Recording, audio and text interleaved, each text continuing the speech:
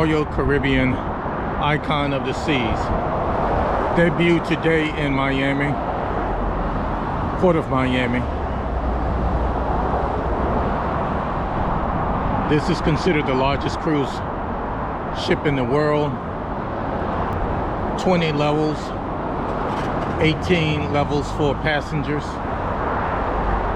Anywhere between 8,000 and 10,000 total people. You can break that down with maybe 2,500 or so crew.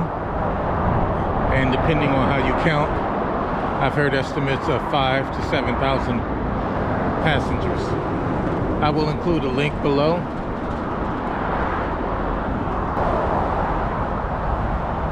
As the sun starts to come out, it's roughly 10:30, 10:45 a.m.